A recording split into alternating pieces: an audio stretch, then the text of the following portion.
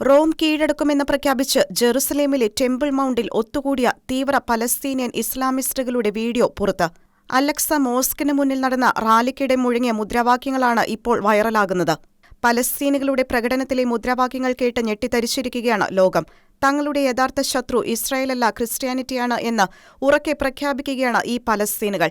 ഖിലാഫത്ത് വഴിയും അധികാരത്തിന്റെ ഏകീകരണം വഴിയും റോമിന്റെ നാശം ഞങ്ങൾ സാധ്യമാക്കും എന്നത് തീർച്ചയാണെന്ന് തക്ബീർ വിളികളോടെ വലിയൊരു ജനക്കൂട്ടം ഉച്ചത്തിൽ ഏറ്റുപറയുന്നത് വീഡിയോയിൽ വ്യക്തമാണ്.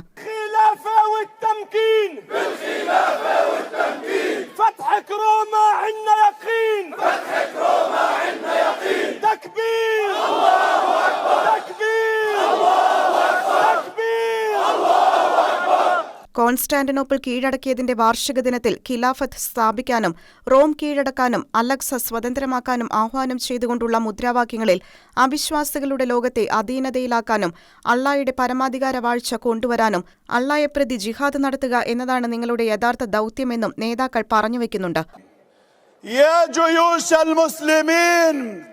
في ذكرى فتح القسطنطينية نستنصركم من المسجد الأقصى المبارك، نستنصركم لإقامة الخلافة وتحرير بيت المقدس وفتح روما. فهل أنتم مجيبون؟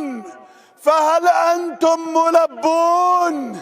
يا خير أجناد الأرض، أنتم جنود الإسلام وأمة الإسلام. عملكم الأصيل هو الجهاد في سبيل الله لجعل كلمة الذين كفروا السفلى وكلمة الله هي العليا. ഇതിനു മുൻപ് ഹമാസ് തീവ്രവാദ സംഘടനയുടെ ബുദ്ധികേന്ദ്രമായ മഹ്മൂദ് അൽ-സഹറും ഇതേ കാര്യം ഉറപ്പിച്ച് പറഞ്ഞിരുന്നു.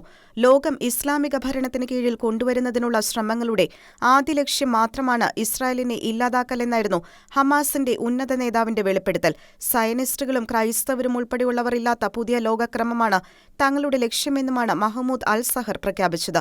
റോം എന്നതിലൂടെ വത്തിക്കാനെയും അതിലൂടെ ക്രൈസ്തവരെയും ഉന്നം വെച്ചുള്ള തീവ്ര പലസ്തീൻ ഇസ്ലാമിക ഗ്രൂപ്പുകളുടെ അജണ്ടകൾ രഹസ്യമല്ല, മറിച്ച് പ്രഖ്യാപിത ലക്ഷ്യമാണെന്ന് ഇപ്പോൾ പുറത്തിറങ്ങിയ വീഡിയോ അടിവരയിട്ട് തെളിയിക്കുന്നു.